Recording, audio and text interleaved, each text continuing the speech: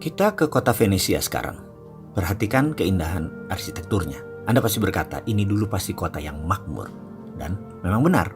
Di saat negara Eropa lain masih era kegelapan, Venesia adalah satu-satu negara kota yang sangat makmur. Apa rahasianya? Secara geografis, wilayah ini memang strategis. Menjadi jalur perdagangan Eropa dan Asia, persis seperti lokasi Indonesia sekarang. Tapi lokasi saja tidak cukup. Untuk memakmurkan wilayah, penguasa harus mengerti geostrategi dan geopolitik. Memainkan kekuatan negara-negara Eropa tersebut adalah strategi yang dimainkan Venesia. Bener deh, Venesia yang Sontoloyo itu pandai memainkan perannya di saat yang tepat.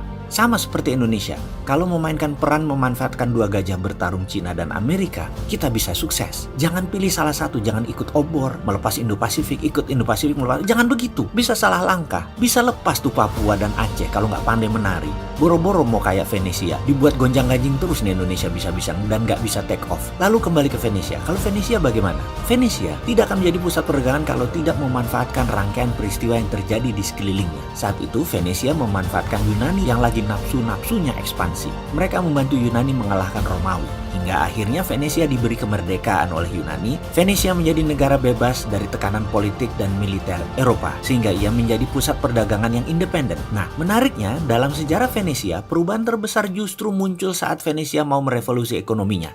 Politik bernegara yang kuat. Tadinya, institusi politik dan ekonomi Venesia hanya dikuasai 3 keluarga. Hingga kemakmuran hanya berputar di kalangan elit. Dan pada tahun 1036, saat semakin banyak penguasa yang kaya dan berkuasa, dibuatlah peraturan yang revolusioner. Namanya Koleganza, sebuah platform urun dana. Di mana semua kalangan, terutama kalangan bawah, bisa urun dana, membantu siapapun, dan membuat ekspedisi perdagangan ke seluruh dunia. Karena Anda tahu, ekspedisi ke Turki, ke Mediterranean Timur, itu bisa membawa keuntungan 100% lebih, bahkan 1000%. Tapi biaya satu kapal itu sangat besar, dan Anda harus siap karam plus dirampas oleh perompak. Yang dulu bisnis tersebut hanya dimiliki orang kaya, begitu ada Koleganza, investornya jadi semua orang bisa, sehingga peluangnya bisa dibagi kesempatannya termasuk rakyat jelata. Ini seperti IPO perusahaan besar. Tetapi bukan hanya untuk para konglomerat atau orang yang punya duit banyak. Tepatnya adalah equity crowdfunding. Sehingga masyarakat di bawah bisa ikut investasi. Disinilah mereka yang sudah kaya hanya boleh masuk tidak lebih 10%. Berkolaborasi dengan rakyat jelata,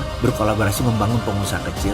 Yang jelas mereka berani ambil resiko. Efeknya gendeng. Makin banyak pengusaha yang mampu keluar dari masalah mereka. Mereka naik kelas yang tadinya 1.0 menjadi 2.0, menjadi 3.0, bahkan 4.0.